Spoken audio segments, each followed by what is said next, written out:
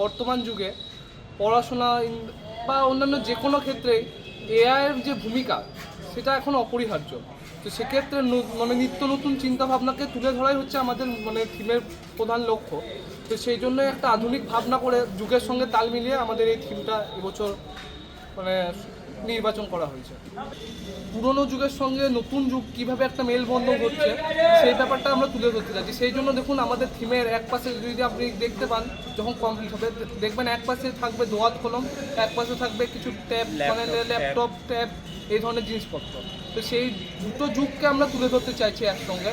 তো সেই জন্যই আপনি দেখতে পাবেন যে ঠাকুরটা একটু থিমের থেকে আলাদাভাবে চিন্তা ভাবনা করা হয়েছে, যাতে ওই জায়গাটা বিশেষভাবে দর্শনীয় হয়ে ওঠে, যারা দেখতে আসবে তাদের।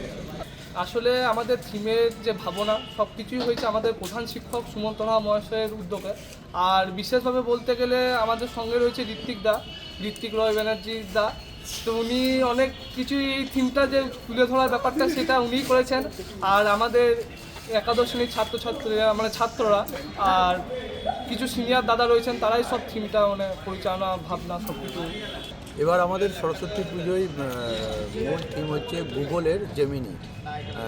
বিশ্বজুড়ে জেমিনির যে প্রভাব, সেটাও আমরা আমাদের ছাত্রদের কাছে তুলে ধরতে চেয়েছি।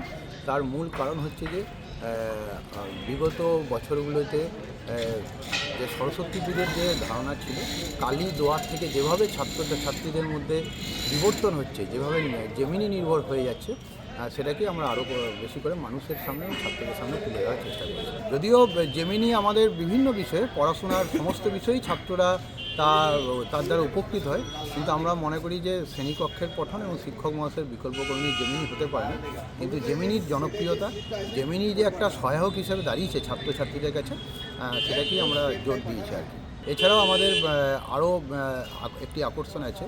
আমরা মডেল ধ্যান ধারণা থেকে বেরিয়ে এসে আরেকটি নতুন জিনিস আমরা সূচনা করেছি। আমাদেরই বিদ্যালয়ের খুদে সপ্তম অষ্টম শ্রেণীর ছাত্ররা কম্পিউটার এবং প্রজেক্টরের মাধ্যমে জিমেলের যে সমস্ত ফিচার্স আছে 25 থেকে 30টি এবং কিউআর কোড, যেগুলো এখন প্রতিদিনই ব্যবহার করা হয়, সেগুলো মানুষের সামনে তারা ব্যাখ্যা করবে এবং সেগুলো প্রজেক্টরের মধ্যে দেখা হবে। অর্থাৎ এটা হাতে কলমে কিন্তু হবে।